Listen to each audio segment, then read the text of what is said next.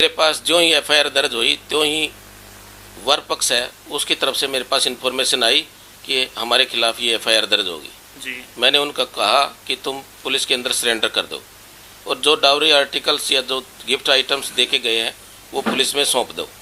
उन्होंने ऐसा ही किया और जो है फिर जो है ये मामला कोर्ट के अंदर आया। डाउरी प्रोविजन एक्ट की धारा लगाई 3 और 4 और आईपीसी की धारा 406, 506, 509। तो सबसे ज़्यादा इसमें अधिक से अधिक 7 साल की सज़ा हो सकती है। सबसे पहले जो ही पुलिस ने अरेस्ट किया मुलजिमों को, अरेस्ट करने के बाद में कोर्ट के अंदर लाने के बाद में डीएसपी ऑफिस के अंदर लेके गए उनको।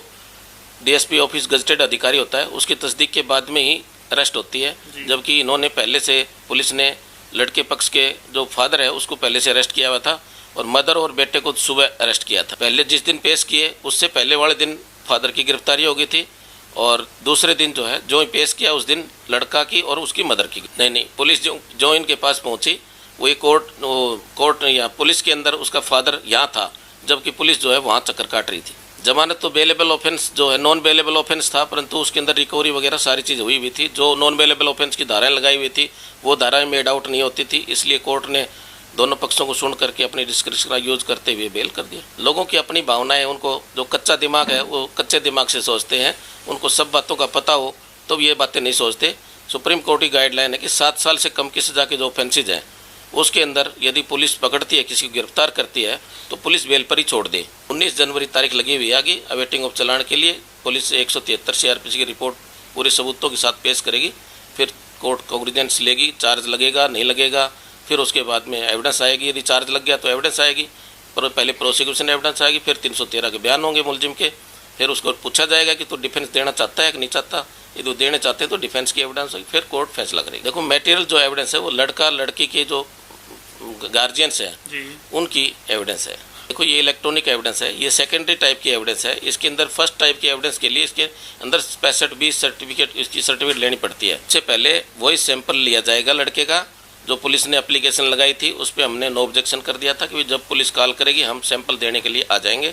कोर्ट के अंदर सैंपल लिया जाएगा उनका और उसके बाद में वो फॉरेंसिक साइंस लेबोरेटरी जो मधुबन है वहाँ उसको सैंपलिंग के लिए टैलिंग करने के लिए ले जाया जाएगा।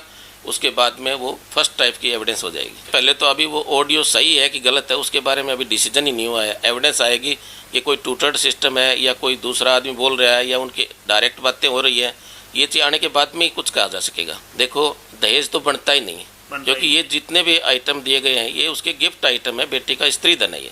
नहीं वो भी गिफ्ट आइटम थे तो दिया ही नहीं गया ना, मांग हुई परंतु शादी नहीं हुई, नहीं बनता मामला। वो तो उनकी अपनी सोच है, हमने अपने काम किया है, पुलिस ने अपना काम किया है, कोर्ट ने अपना काम किया है। तो हर जो फोर्स है उसके अपने रूल होते हैं, रूल के मुताबिक कार्रवाई होती है जी।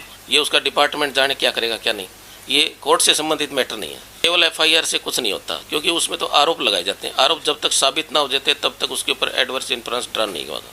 ये तो देखो प्रोसिक्यूशन एविडेंस जल्दी खत्म हो जाती है तो जल्दी डिसाइड हो जाता है, देर लगती है तो देर से हो जाती है। कई बार विटनेसेज के संबंध देरी से हो जाते हैं, कई बार संबंध देने के बावजूद भी नहीं आते कि बेलेबल करते हैं, फिर नॉन बेलेबल करते हैं, फिर गिरफ्तारी वारंट जारी करते हैं उनके, फिर कई बार पेश होते हैं गवाह। मैंने एक केस पाली गांव का देखा है, उसके अंदर मैंने डील किया था, वो केस खारिज हो गया था। लगभग 1998 के लगभग की बात है। असल जो हीनियस क्रिमिनल के जो केसेज होते हैं वो मोस्टली मेरे पास एक पार्टी जरूर आती है। हम तो देखो जो एविडेंस एक्ट है उसके तहत क्रॉस एग्जामिनेशन करते हैं और जो ऑफेंस की जो इंग्रेडिएंट्स होते हैं उसको डिस्प्रूव करने की कोशिश करते हैं, और जब मामला कोर्ट ये देखती है अभी इसके इंग्रेडिएंट फिलअप हो गए उसमें सजा करती है, अदरवाइज नहीं करती।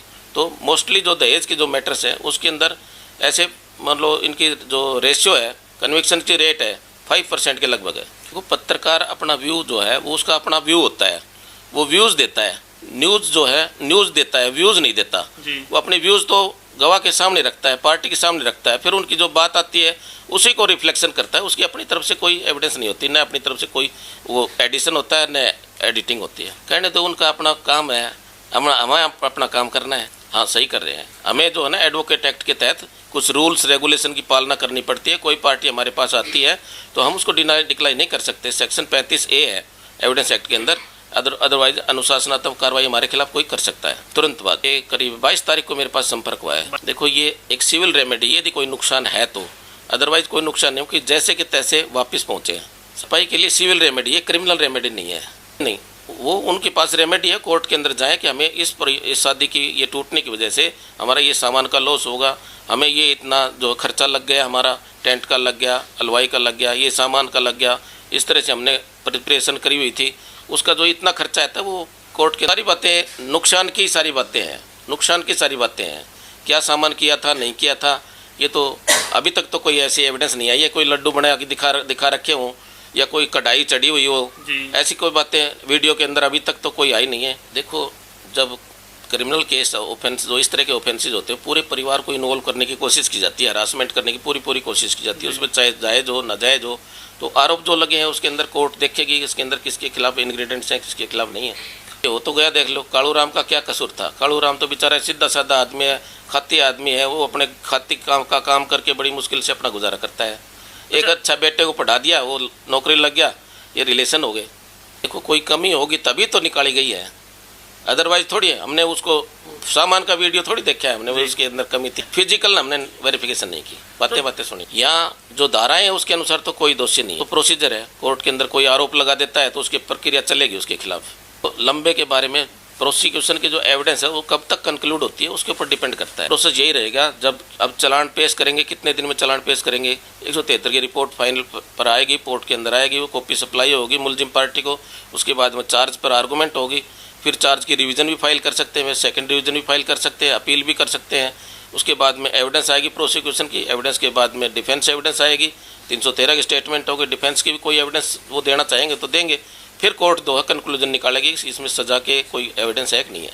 चाहे पुलिस का हो चाहे किसी दूसरी मिलिट्री का हो, प्रक्रिया है, प्रक्रिया के तहत ही पुलिस में भी पुलिस रूल्स हैं, उस रूल्स के तहत पहले उसको नोटिस दिया जाता है, फिर हियरिंग, पर्सनल हियरिंग का मौका दिया जाता है, जवाब लिया जाता है, ऐसे डायरेक्ट कोई ऑफेंस नहीं होता, नहीं लिया जाएगा। नहीं, यदि उसके खिलाफ कोई सबूत काबिल गौर आ जाते हैं उसके बाद में ही डिपार्टमेंट एक्शन लेता है।